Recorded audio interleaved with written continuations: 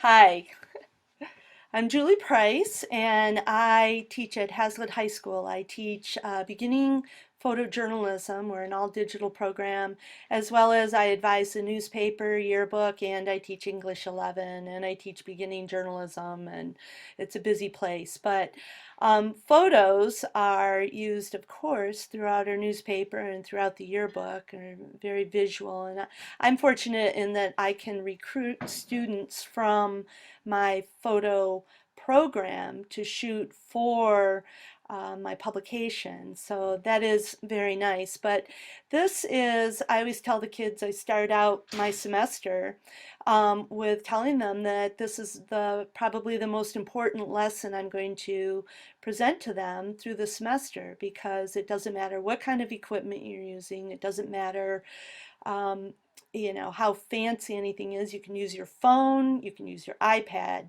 you can use a sophisticated digital SLR camera. If you're not shooting your photos well, if you are not creating good photos using photo composition, then your photos won't be as good. They won't be successful. You could have really lovely exposure, but if you haven't brought in all the elements that make a good photo, then you are not a success. And so that's what I really stress to them. This particular lesson could be taught in a beginning journalism class or advanced journalism class too, yearbook, to really, stress the importance of how to approach composing and creating good photographs. So that is the basis for the lesson that I present to them. So what I'll do is I'll go through this and um, teach you, as well as talk along the way about why I um, kind of what I'm teaching, why I'm teaching it a certain way maybe. The lesson includes lots and lots of photos, and I point out to the kids that many are taken by students at Hazlitt High School, which they all love to see. And then some have been taken by me, which they like to see and critique, and then also some other students that I've worked with through the years. And it's something that can be updated every year. So away we go. So we've all seen this photo, and what's funny is when I point that out in my classroom, I have a poster of it in my classroom. So nonetheless, I'll have the kids, how many of you have seen this photo before? And we get the hands raised. It's a classic, classic photo by Alfred Eisenstadt for Life magazine, taken in uh, New York City. And they, as you look at this, you can call out, where was this taken? And how do we know this, and all of that. And then I point out to them there was another photographer who was taking a photo, taking the same moment when Alfred Eisenstadt was taking his classic photo. And there are some differences, between this photo and that photo. And what is it that is making Alfred Eisenstadt's the classic photo that Julie Price buys a poster of and keeps on her classroom wall as compared to this one? And so, before we really analyze it, let's go through and look at what make good photos. And that's where we're going to go from here. The basic principles of a successful photo are that it attracts the eye. It keeps the eye lingering on and moving around the photo. You make the person looking at the photo see what you want him or her to see. It's communicating, it's getting the information across, right? Even though we're dealing with still images, there's lots going on. Doesn't matter if it's a real close-up or a landscape, you should be moving around. And that communication piece is absolutely crucial, okay? And here are some examples of photos that I think fulfill, are good photos. This close-up of the young boy. Now, as we look at this, you could see we could lighten his face a bit using Photoshop because of the shadow across his eyes, and that would not be unethical to do. It's something we could do in a dark room, but we can easily do it with Photoshop. But just a nice, sweet photo. Draw your eye to him. And then this was a photo taken when the Hazlitt football team made it to the football finals at Ford Field. And the really cool thing was that I had the opportunity for my staff photographers, about four of them, to be down on the field working with the professionals and following around. We had a whole bunch of drumline photos taken, but this is one that was successful, that just was outstanding and actually was a first place winner in the Michigan Interscholastic Press Association for news feature photo. Black and white. This was shot digital, changed to black and white. This has been one of my favorite photos, and it might not be everybody's favorite photo, but part of it is it captured a moment. This is the guy who was portraying Victor the Viking at a basketball game, and he got a little overheated, and he's under the stands and takes the head off, and the photographer captured the photo, and we use this in the yearbook. It was shot in color, changed to black and white, but just that natural moment of everything going on and coming together perfectly. The emotional football moments. Now, as your football team progresses through the playoffs, you get to play those afternoon games, which are lovely for lighting. We'll talk more about that, but the emotion. And then those classroom shots that you're looking for the unique moments. And this is shot with natural light. There's no flash used. How can we do this? And being at the right place at the right time. This photo was taken years ago with one of our very first digital cameras. And I leave it in this photo show because I just really like what it captured. At homecoming, the cross-country team would run the game ball from our opponent's field and come into the gym at the pep rally, and the photographer captured this. The ball's in the middle, the feet are off the ground, all of it working to tell a really fun story. You can feel the energy. Local bands, black and white photo. This was shot during our film days. And another, I always tell the kids, it's my PowerPoint. I choose the photos. You can obviously see what I'm drawn to with emotion on faces, with the close-ups. I think that those are really powerful photos. And then this is a photo I did when I was first learning to use my digital SLR.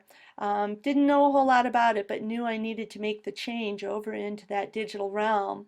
And I went to a workshop in Commerce, Texas, and we went out with professional photographers on photo shoots around town. It was a really, really cool workshop through, I'm not going to think of the name of the group right now. I'll think of it.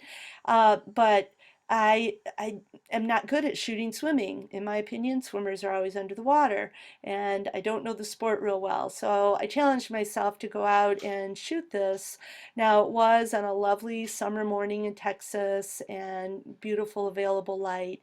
And during that morning, I think I shot 300 photos. And the minute I took this, I knew that I had a photo I was going to like. And so it's one of those that pop it up on the computer. Now, all of these photos, what is making them? Why have I included them into this program, this PowerPoint of being good photos?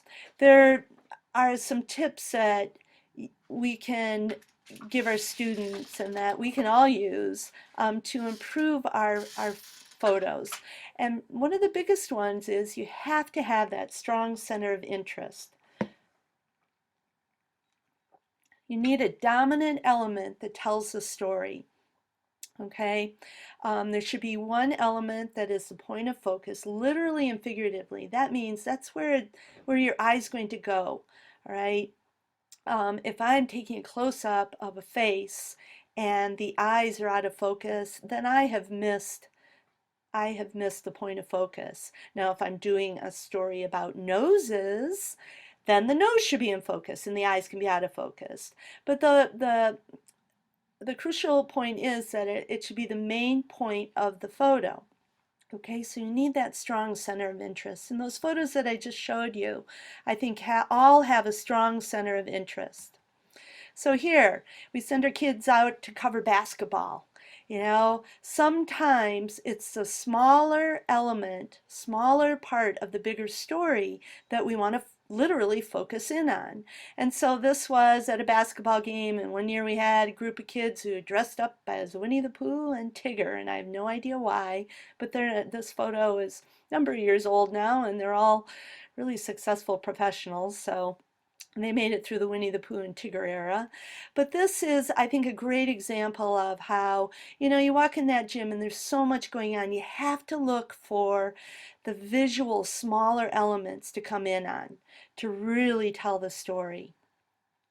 This is not a perfect photo. Okay, I like what the photographer was doing. The one thing that our students and professionals struggle with also is shooting indoors or shooting in the low light environments. We were always told you can't use flash in the gym. Well, now I know the Lansing State Journal photographers are coming into our gyms and they're setting up strobes with the players say are very distracting. But this was taken early in the year. So obviously the photographer could use a little faster shutter speed, but I like coming in on the action. Okay. Now throughout this PowerPoint, I include, you know, some really excellent photos, but then there are photos like this one where let's critique why it's a good photo, but it's not perfect. Okay. His face is more in focus. The opponent's face is more in focus, but it's not perfect. But, you know, I think part of the learning is understanding why it doesn't work perfectly. The emotion, getting up over the back of the players, getting down where stuff is happening, watching for those moments. And again, this is a little blurred. It wasn't originally. I think that I'm not sure which generation of this. Now this photo here is an example of I love this photo because I love what my photographer was noticing. This was a young man who had had cancer when he was younger, of the leg. And through the years and many, many surgeries later, his one leg was appreciably shorter than the other. And they had this built up shoe, and he loved basketball. And so he was on the basketball team. And he's a very good story, interesting story to cover. And visually, you know, this would not have been a photo to run all alone, but as a secondary piece of art showing part of the story, you know, it just works really, really well. That strong center of interest that is telling a story, using the reflection, you know, we know what we go to here. So I really liked what the photographer was noticing. Classroom shots. We do a lot of classroom shots. Now with this photo, I always pose the question of, you know, well, first off, as you look at this photo, where does your eye go first? And hopefully your eye is going to the eye. And I point out to the kids that, boy, think about, you're the photographer, you're looking through your viewfinder, you have to notice, you know, where that pen is. If this photographer stepped a couple feet to the left and tried to shoot this photo, what would the pen be covering? Be covering your eye, and then it would not be a successful photo. Okay, so that face becomes the center of interest, and without that strong center of interest, it's a really not successful photo. And again, another one, that crime scene tape in the foreground, slightly out of focus with depth of field, and then the guys in the background worked really nicely. Now this is a big one, you know, the rule of thirds, and some kids will know this rule, I mean, and have heard about it. You know, it can also be applied to any of your artwork. You know, the key is that you want to keep your center of interest out of dead center. Dead center is dead. Your visual hotspots are those dots. You want to keep them in the upper third, you know, just I always use the story of my grandma Green, you know, would put little Julie in, you look through the viewfinder and you have a tendency, you want to put your subject right in that center square. And so there would be little Julie, little pinhead Julie in the center there. And we have to get away from that. We have to get our center of interest out of that dead center. Okay. And you it's really, you can point out to the kids that take a look at what the professionals are doing, and you will notice this. You will very much notice this, that they're keeping that center of interest out of dead center. Some examples. Now, this was a photo shot at a one of our, it was a talent show toward the end of the year, and this girl was in my photojournalism class, and she worked with this in Lightroom, Adobe Lightroom. We use that program and desaturated quite a bit of it so the red flowers popped out. Now that becomes more of an illustration when you're playing with the colors, but photographically and visually, how she has put the center of interest to the right. And then you could pose the question of, okay, what do you see first here? Now, when I look at this photo, the first thing I see is the girl on the right's face. And then I follow that to the left so that, again, we're moving our way through the photo. And a sweet little portrait of this little girl, real simple, getting her out of dead center. In this case, she's off to the right. This was shot with a flash, in lower lighting, and that's why the background is so dark. But the fact that she is looking more toward the center, at the photographer, makes it work to have her off to the right. Otherwise, your line of sight would follow off the photo. Then it wouldn't be successful. But just a real sweet little portrait that's, more interesting because of the placement of the subject. And this was funny. I was teaching a group of advisors one summer at MSU, and one of their assignments was to go out and find a story, and they go to Lake Lansing Park, and lo and behold, come back with this photo of one of my former students. But again, your center of interest is off to the right, and you follow her line of sight. She's not looking directly at the camera, just a real sweet, sweet, portrait with lots of nice vibrant colors with the life jackets in the background. Classroom shot again, center of interest off to the left. Classroom shots are tough. There was the first one I showed you in the first batch of photos of the teacher illuminated in that interesting lighting. Oh, I wish we had that kind of stuff going on all the time, but it's not always. And so we have to make our photos interesting and visually interesting. Next one is framing. Framing is the use of other visual elements in a photo to surround the center of interest and draw attention to it. I posed a question to the kids, especially the seniors. Did you have, during your senior portraits, did your photographer, sometimes they use trellises or, different elements that they set up as framing? Well, that's what we want to do, but we want to watch for those natural moments where we can, their visual elements. And this is training the eye. This is where we really want to train our kids to see good photos. All right. After I present this lesson to them, then I send them out to practice, and they have to find examples of this to start really training their eye. This photo, I've always loved it because this is exactly how the photo was shot. This girl did this on purpose. She was using the man in the foreground and his hat to frame the woman in the background. And it works. The lighting works, all of that.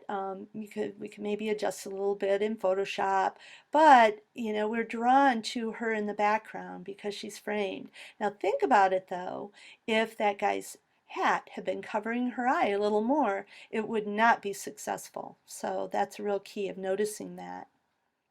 I call this the teen angst photo. These kids playing around with a camera and just out and about on a rainy day. But think about how a photo like this could be used as an illustration to some kind of story. Maybe you have somebody, one of your students does poetry and you're doing a portrait of them, and rather than the typical line them up against a brick wall, which we struggle with at my school, you get more creative, and this is framing her in that mirror. So it can be really fun to play around with. And here's natural framing. I pose the question to the kids, now where does your eye start here? Some of them say they start at the top and work their way down. I tend to start at the bottom because his face is framed in his arms and then move my way up. And then again, another portrait, framing her in there. The next one is leading lines, and that is the use of visual elements to lead the viewer's eye to the center of interest. And you heard me talking about, line of sight. If I start here, I'm moving that way or this way. That's part of what leading lines is. And this was taken by a rookie photographer. This is from our film days. And he had been through the photo composition lesson and the very, very basics of camera controls. And he wanted to borrow a camera. He was going to a wrestling meet. And I was really skeptical about sending him out with one. But it's like, okay, here you go. And he came back with this photo. And there are just lots of leading lines here. And again, I'll pose the question to the kids, okay, where does your eye start? And in general, they say they start at the brick wall in the foreground here to the back of his head. You follow that to his face. You make a left and you follow his line of sight and his arms down, through the frame, which is exactly leading lines and how they help to move you through the photo. Okay, I talked about that, the little girl who was, to the right of, when we were talking about rule of thirds, she was to the right of the frame. If she had been looking off the frame, then it would have led you off out of the picture.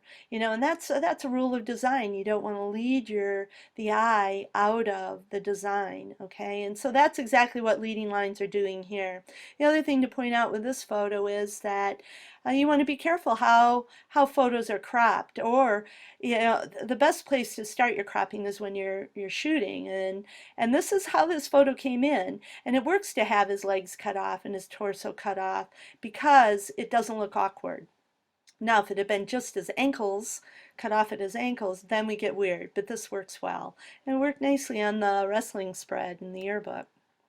This photo was a bit set up, I'll admit that, but it was going with a written portrait of this guy who worked in construction. So basically the photographer went out to find some construction looking stuff and put him on this. And you have interesting lines going on here, and we'll talk about curves in a minute. And then just a very simple portrait of this girl. She happens to be the daughter of one of our former MSU football coaches, and getting a more interesting take on it by incorporating the lines of that post in it, rather than just your traditional mugshot. And this I do an environmental portrait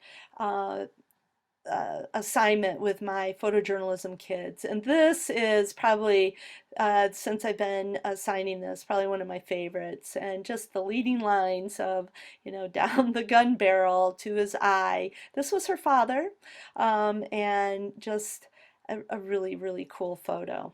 She's the same one who did the photo of the ballet kids. And then lines here, lines of the legs, intersecting lines.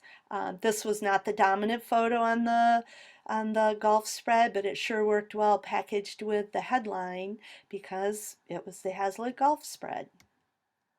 And a little bit of I have a book that talks about use the funky tilt. Well, I don't recommend the funky tilt all the time, but this had a little bit of interest to the photo.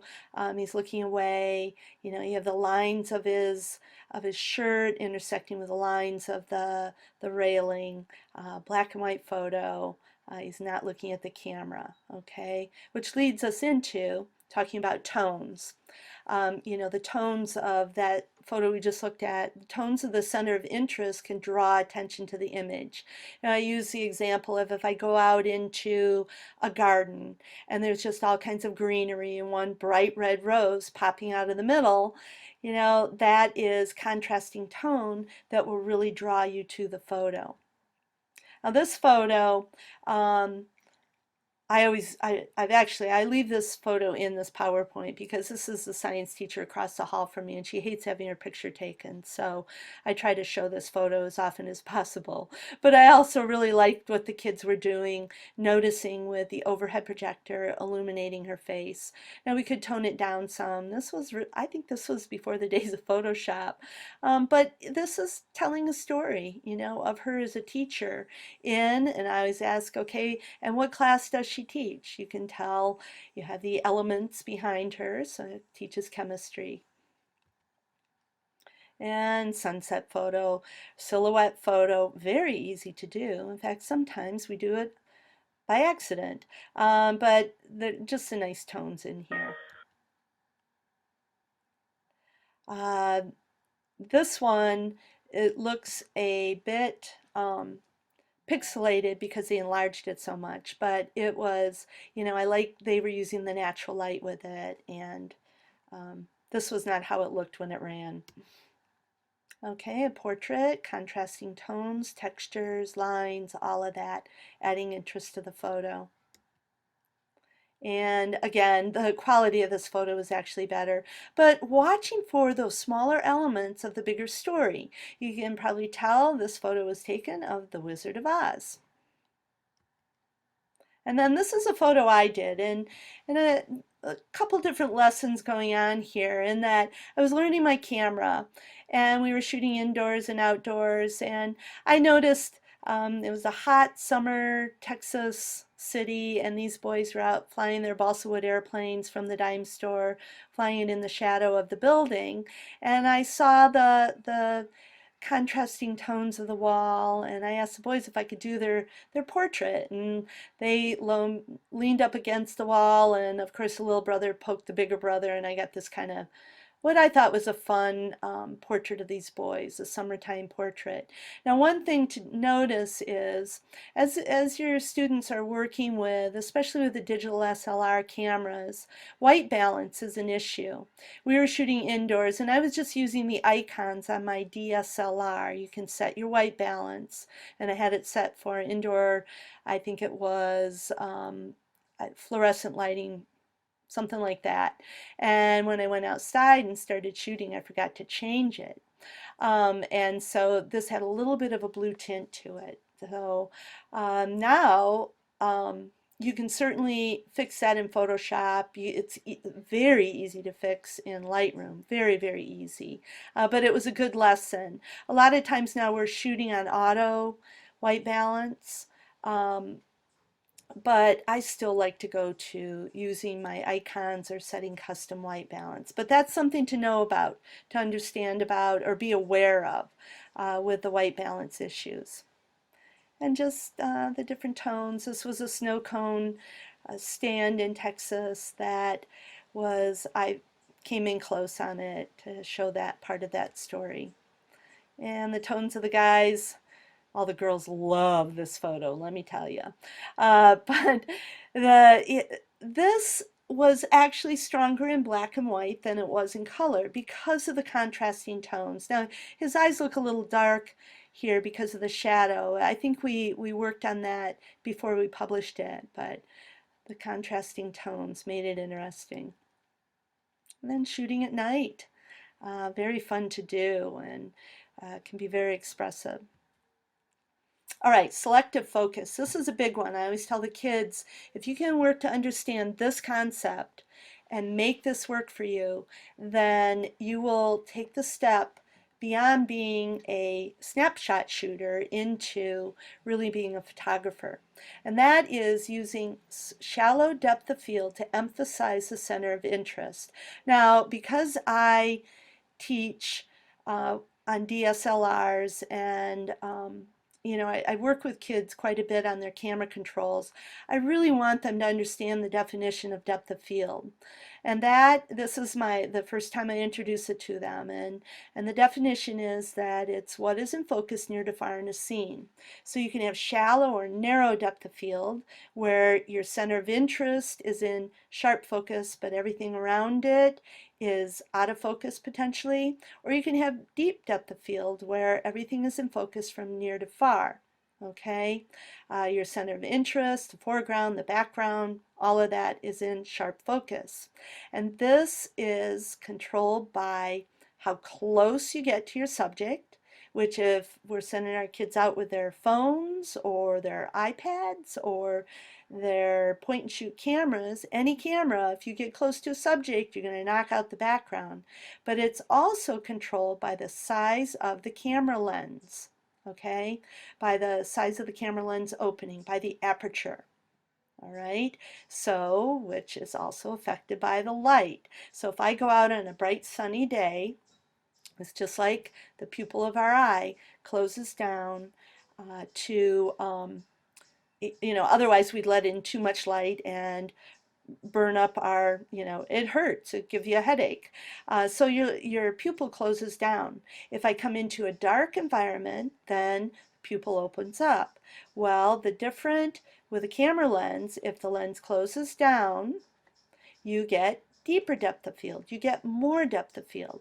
If the lens is wider open, then it's narrower depth of field to where so that my center of interest would be in focus, but things in the foreground, background will be out of focus. All right. So this is something that you can really use to draw, to bring the eye to that center of interest. All right.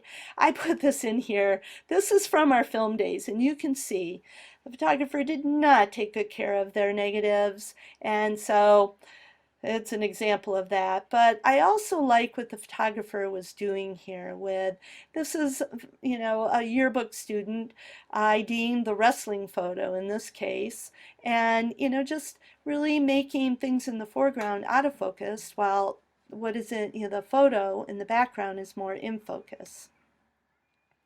And again, the background here out of focus so that, and this is a matter of proximity. Now it's lower lighting in there, so we have a more wide open lens, but by getting close and filling the frame with the subject, you knock out that background. Now this photo here, the photographer did this on purpose, and I use this as an example of how she was really giving it thought of what she wanted to do here. And the sharp focus part of this is on the ball, okay, on one small part of the ball. And she did this on purpose, and that's what I really like. If they're going off and trying things that, to make a photo interesting. She was sent out on an assignment to do a picture of water polo. You're shooting a swimmer in a low light environment, and it was meant to be used on the cover of an inside section of our newspaper. And this is what she came back with, so that it became more of an artistic type of photo that, was really very effective for what they were trying to accomplish with this particular cover for this section. And then this is a great example of how depth of field can work. This kid here in the center is sharp focus, your center of interest. And I think this is a good photo to show what depth of field is. He's in sharp focus. The girl in the foreground's out of focus. The girl in the background is, less in focus, and the way in the background is out of focus. And that is narrow depth of field. And captured a moment in that classroom. And then sports are a big one. If we're shooting out on a bright sunny day, knocking out the background, there are a couple ways to do it. I happened to shoot this. My son was the goalie on the East Lansing lacrosse team for 4 years, varsity lacrosse. And so when they're throwing balls at your son's head at 97 miles an hour, you shoot a lot of photos of other things. So I had a great time shooting lacrosse. But this was shot with a longer lens, telephoto lens, where I zoomed in on the face-off. And because I zoomed in, the clutter in the background is out of focus. So that's another way of dealing with that, the selective focus. There are a lot of the sports we shoot that it's really hard to get rid of the clutter in the background. Tennis is one of the worst. You have people in the background watching a different match, and it's really hard because, well, at our school, a lot of times you're shooting through the fence and you're really limited on where you can position yourself. So it's stuff to think about with trying to get that background knocked out. Next one is curves. Curves are more interesting visually than straight lines and can serve to guide the viewer's eye. I always think of, if you think about a racetrack or kids running track, as they're rounding the curve, it's a much more interesting shot than, standing beside the straightaway. So that's where, and you can also incorporate curves in other, watch for them in other ways in photos. This was a student doing a portrait of one of our MSU intern teachers, and just using the curve of that drum set to frame his face.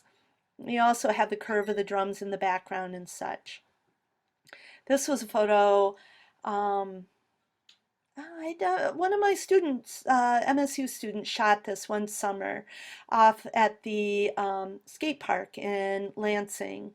And I mean, the light was absolutely the golden hour, but the intensity here, and you can just feel the movement because of the way he's coming up over this curve.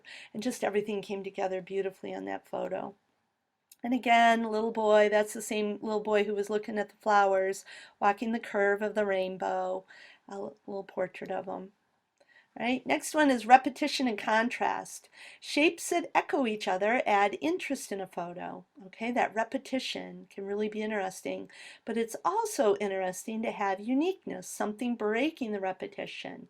Okay, so I'm out shooting photos of the flag color guard. I almost said flag twirlers, the color guard, at halftime of the football game, and everybody's in unison except that one girl, second from the right, who drops her flag. So yeah, repetition, repetition, oops, repetition. So that can be interesting. This was a portrait the kids did. They went off to the Volunteers of America, gave each kid $5 to outfit themselves, and took a camera with them and had a good time. So using the repetition here and him breaking the repetition. And I just hope they didn't get in trouble taking this photo. And then a repetition here. Now you can see they desaturated the background on this. That's how the photo ran in the yearbook. But boy, the repetition of, yeah, this was a photo that when they first came in with and said, we're running this photo, and I was like really nervous about it because we have bare chest and underwear showing, and I was just pretty sure we were going to get in trouble, and nobody said a word about it, so it was all good. Nonetheless, we have repetition. And the repetition here of these three guys looking not at the camera, looking off. It was an English literature class, and notice the angle this was shot at. The photographer got a little low. You have the stupid fluorescent lights in the background that really are a challenge, but still kind of an interesting photo. The next one, fill the frame. Friends I worked with, I was a working journalist out in newspapers in California and in Michigan also for 15 years. And when my photojournalism friends heard I was teaching photography, they said, Julie, if you teach them nothing else, teach them to get close. Fill the frame with the subject. Because we have a tendency, well, for one thing, the kids are shy. It's hard to put yourself out there, but we have to get them to move in closer. Get rid of the empty space of an image, okay? If it doesn't add to the photo, then it needs to. The best time to do this is to frame it as you're shooting it. Then make those minor adjustments when we come in and we're working in Photoshop and cropping. If we overcrop, you start losing quality. So fill the frame. And here's a soccer photo, and this was shot in the film days, and just there's nothing distracting here except for a kind of weird merger in the background, and that is, it wasn't until we put it up on the big screen that it got a little confusing on the extra legs and such in the background, but still a really fine soccer photo. Now a lot of the photos that you see in black and white are because our yearbook just this past year is the first year we ran all color, and then so we had a lot of black and white photos and in our previous yearbooks, and then newspaper, of course, we still run majority black and white. And this is a close-up framing of, happens to be somebody I am quite fond of. He's my son. We were off at Traverse City one weekend, and it was just the most beautiful light you could ever imagine. And I was playing around shooting photos and got this portrait of my son Spencer. And then this was taken with one of our really early digital cameras, and it is not a perfect photo, but it's a good example of how here we are really filling the frame, a real close framing. And if this photographer had if we're going to fill the frame, it can't be awkward. You know, if she had cut more of this young man's eye off on the right of the photo, it wouldn't work. It would look awkward. So it's right on the edge, but I really like what she was trying to do. And this was with, I think it was a digital camera that took the floppy disk. Remember those days? Probably some of you don't. And then again, filling the frame. Now, I use this photo as an example of a bit of a photo ethics moment. Now, here we have a couple things going on with the depth of field. You can see this was our choir director helping to put on makeup, but he's a bit out of focus, and that's okay because she's the center of interest. But then there is a distracting element. This was working in very tight environment, close, you know, you couldn't move around a lot, so you're stuck with that metal plate in the background. And I posed a question to the kids, are you going to remove that using Photoshop? How many of you can remove that using Photoshop? And many, you know, every year more and more kids can. Well, we will not be removing that because we are doing photojournalism, and that is part of the photo. And it's what was there, and it's not so distracting that it ruins the photo, and no matter what, we wouldn't remove it. And then here's an example of when we talk about filling the frame, sometimes filling the frame is a bit of a looser framing. You know, if I came in close on just the guy at the podium, that's a much different photo than with the drum line in the foreground, the flags waving, and Lansing loves GM, and the guy at the podium. So obviously we're at an event, but everything that's in this photo adds to the photo. And again, another close-up. This could have used a little faster shutter. Well, actually, yeah, a little faster shutter speed so that the drumsticks were in sharper focus. But the drums are all in nice focus, and it was a good effort by the photographer. And a portrait, real close up. This went with a story in the yearbook, feature about these two girls. They happen to be sisters, and you know, filling the frame, nothing extra in there to be distracting.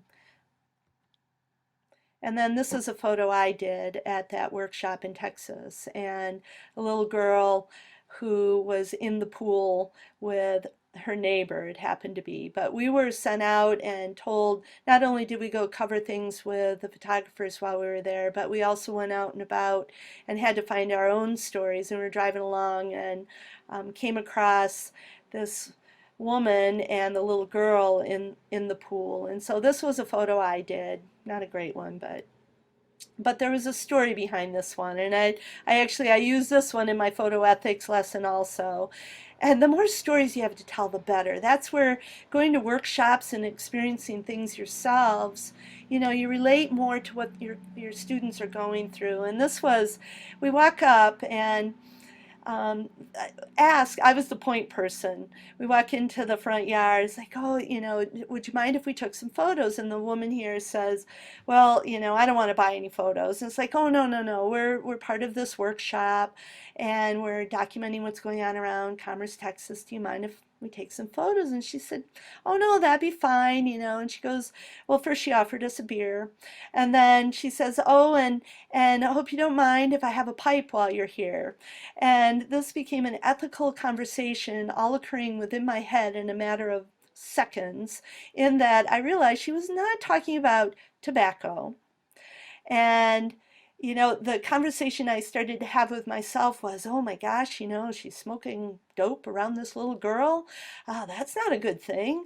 And then it's like, well, wait, I've just walked up into her front yard. I want to take pictures of her in her environment. I have no right to comment on this or criticize. And it's like, no, go on with it, whatever you're doing. And the woman I was out shooting with, we went back and we happened to be working with National Geographic photographers. And, we talked about it and they said, no, that's exactly how you have to behave. You can't criticize the environment. And I talk, when I talk with the kids about this, I said, think about National Geographic going off into different cultures. You can't criticize. So that's my little story with that one. Final tips. You want to learn to and teach our students to be patient when you go out to an event to cover anything. You have to go into the activity, into the topic, and observe what's going on. Take your time, pay attention. You can't walk in and shoot 3 photos and be done with it. You can't walk in and pose the kids against that brick wall and be done with it. Really, you have to give it forethought and you have to really observe what's going on. While you're there, use interesting angles. Get up high, get down low. Things look much different in both of those. And shoot vertical and horizontal. Shoot the horizontal photos and then turn your camera vertical, shoot some that way. We have to go where photos will happen. I showed you some of the classroom photos, and well, those are good. By far the better classroom photo was that teacher being very animated in I think it was a government or history classroom. And so go where we know the photos will be happening. One of the subjects we always struggle with is NHS. Well, the least interesting photos are the NHS meeting. Go to where your NHS members are doing their volunteer work. Think about that. Watch for emotional moments. Know your subject.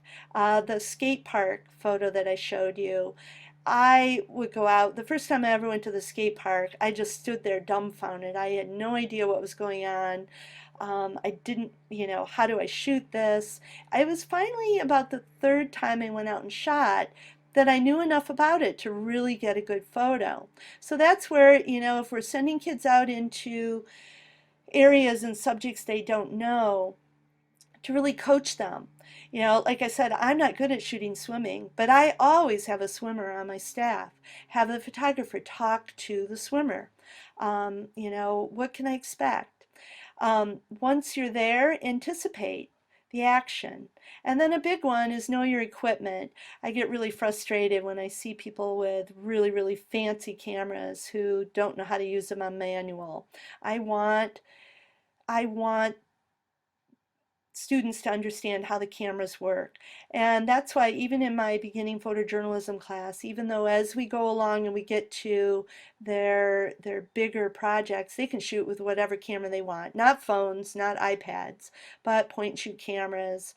I'm fine with that because they understand what their camera is doing. They know why when they go in the gym and they turn the flash off, why everything's blurred, because in the low light it uses a slow shutter speed.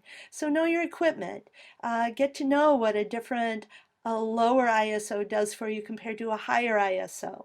All right, so spend some time. There are great tutorials online. There are camera simulators online. There are so many resources out there that we can bring in and help our students learn what they need to know. Different angles. This was a photo I shot for a class I took at Lansing Community College. Watching for the emotional moments, the interactions. Sports photos. I love shooting sports, and I think part of it is because of the natural intensity. You get you can anticipate. You have to anticipate this kind of stuff to get those photos. And look at the background here. I think we had, gosh, it might have been a like freshman football game or scrimmage or something going on, but it's blurred out enough that it doesn't take away from the action on the soccer field. Go where the photos will happen. Some students went out to Lake Lansing Park on a hot summer day and look what they found.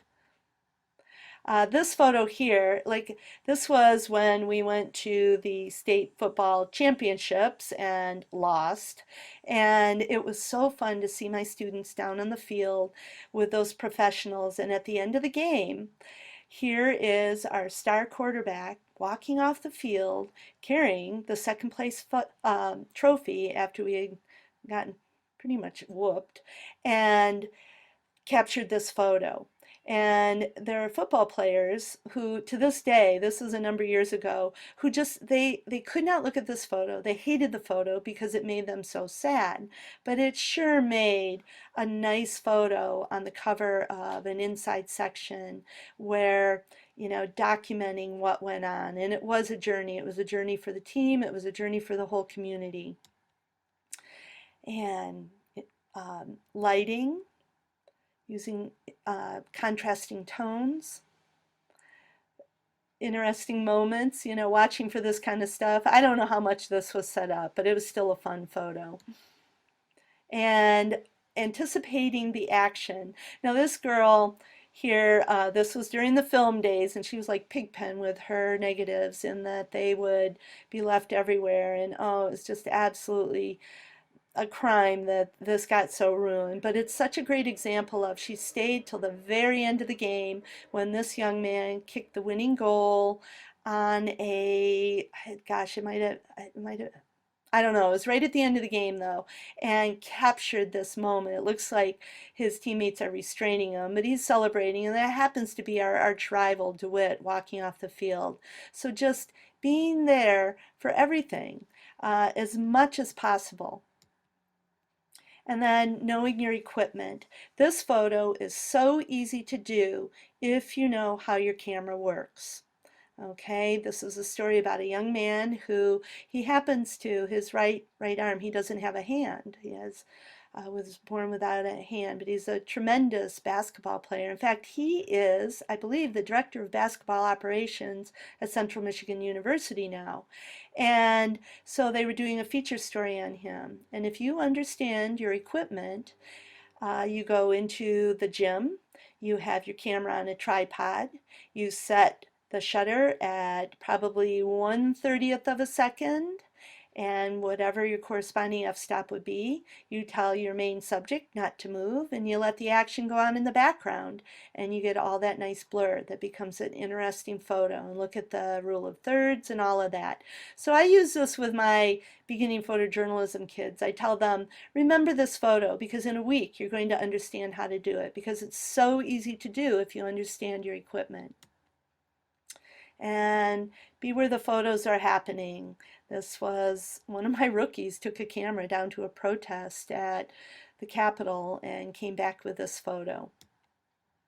And this is a photo I did. This is Jay Dickman. He's a Pulitzer Prize winning photographer, as well as he shoots for National Geographic now and teaches at this workshop taught by the Association of Texas Photography Instructors. It's a great workshop, very affordable. But anyways, he told us when we went out to cover swimming, wear clothes so you don't mind getting wet, because sometimes the best angle is in the water. So this was a photo I got of him. Now, he can afford his camera. I can't afford mine as much, but I did this. My photos were not as good as his from in the water, but the storytelling elements with the water tower in the background, him in the water, all of that. And then I end this whole thing with, let's analyze this one again. What elements of photo composition do you see in this photo? And I quiz the kids. All right, what do you see? Where are the leading lines? Where are curves? Where are the contrasting tones? I don't ask them where they are. I have them name them. And they get real good at it. They have taken it in and they're really noticing. And then I say, and we do not want to be like, what's wrong with this photo on the right? And they can tell, we've amputated the woman's legs, we have, the line of sight is off, just all of that. And we can't say it's out of focus because that was just a bad scan. But I ended all with saying, we want to be Alfred Eisenstadt on the left and not this photographer on the right that we're making fun of. So that is how I bring it full circle. and hopefully get the kids noticing what is going on. And then here is, if you don't know about this, check out Google because they have all of the life photos archived. And you can go to Alfred Eisenstadt's, that photo of the nurse and the soldier, the seaman, and you can see all, his shots from his contact print, and that it's just wonderful. So anyways, there's a resource for you. Thank you. It's been a pleasure, and take good photos.